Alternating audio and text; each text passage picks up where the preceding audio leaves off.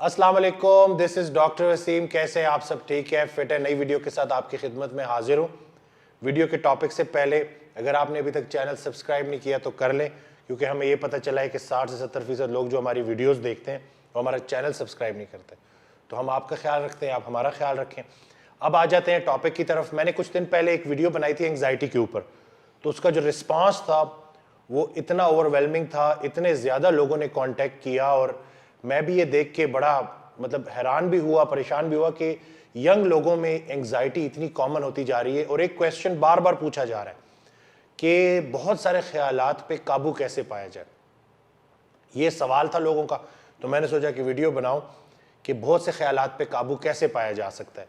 हज़रत वासिफ़ अली वासिफ़ रहमतुल्लाह अलैह एक ऑडियो में जो है वो ये बात बताते हैं कि किस तरह से बहुत सारे ख्यालात पे काबू पाने का एक ही तरीका है कि बंदा एक ख्याल में गुम हो जाए।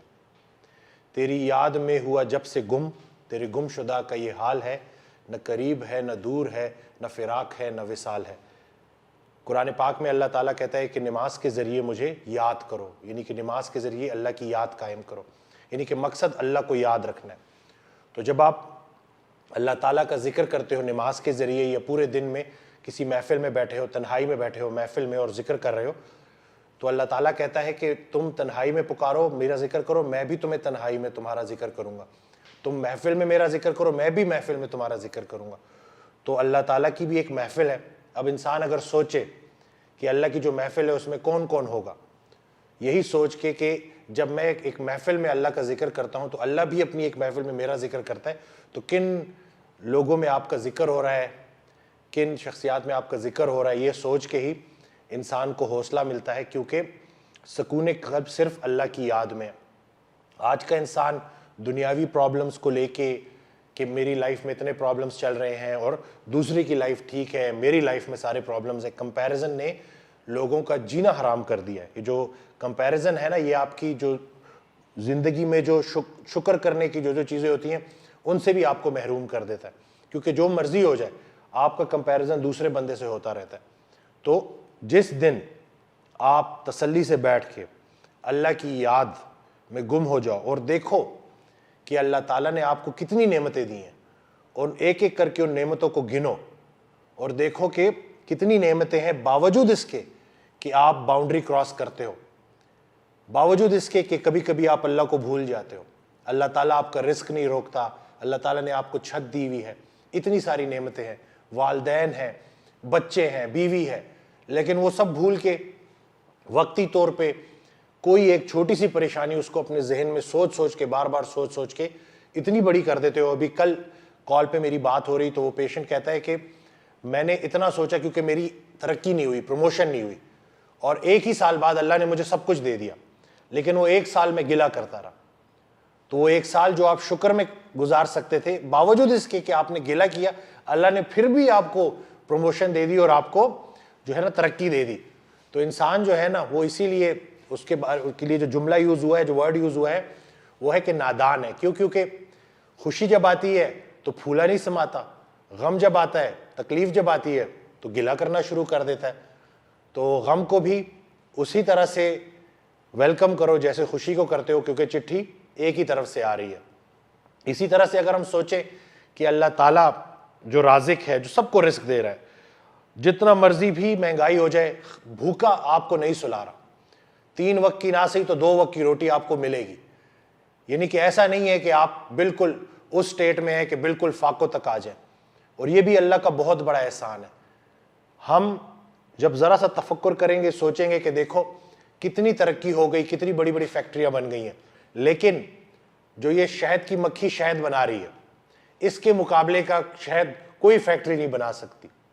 यानी कि शहद की मक्खी को एक ऐसा हुनर दिया है, एक ऐसा इल्म दिया है अल्लाह ने, कि वो जब भी शहद बनाएगी और जब भी मार्केट में आर्टिफिशियल शहद और असली खालिश शहद रखा जाएगा तो कीमत खालिश शहद की ज़्यादा होगी। इसी तरह से गोबर और खून के बीच में दूध जैसी खालिश जो नेमत है आपको अल्लाह दे रहा है। देखो तो सही कि अल्लाह ताला इतनी चीज़ें जो लेके चल रहा है, पूरी कायनात का मालिक है, तो क्या वो आपकी ये जो वक्ती परेशानी है इससे बाखबर नहीं होगा? बात यह है कि नहीं आती कोई परेशानी उस वक्त तक जब तक वो बड़ी परेशानी को टालने ना आई हो। انسان جو ہے نا صبر نہیں کرتا, صبر کرنا بھول جاتا ہے اور گلے کی طرف آ جاتا ہے, اور پھر جس کے ساتھ بھی بیٹھتا ہے تو یہی گلے شکوے کر رہا ہوتا ہے جیسے اس کی لائف میں کچھ بھی اچھا نہیں ہے. تو سوچیں ذرا تسلی سے, تنہائی میں بیٹھیں, دیکھیں کہ یہ جو جتنی بھی پرابلمز ہیں کیا یہ ہمیشہ کی ہیں. آپ کا جو مضمون تھا نا, جو ٹاپک تھا, وہ ڈپارچر کا تھا. آپ اس دنیا میں کچھ عرصے بعد اس دنیا سے واپس جانے والے ہو انشاءاللہ, کوئی ایک انسان نہیں بچ سکتا. تو مضمون ڈپارچر کا تھا, آپ ارائیول کو لے کے بیٹھے ہوئے ہو کہ جیسے بس اس دنیا سے بھی جانا ہی نہیں ہے. تو اگر اس دنیا سے بچنا مشکل ہے, یعنی کہ آپ نے یہاں سے جانا ہی جانا ہے, تو جانے سے پہلے کچھ چیزیں تو ساتھ لے کے جانی ہے نا, سامان. تو وہ کیا ہے؟ کیا وہ ڈھیر ساری دولت ہے جو آپ ساتھ لے کے جائیں گے؟ کیا وہ بڑی بڑی گاڑیاں ہیں جو آپ ساتھ لے کے جائیں گے؟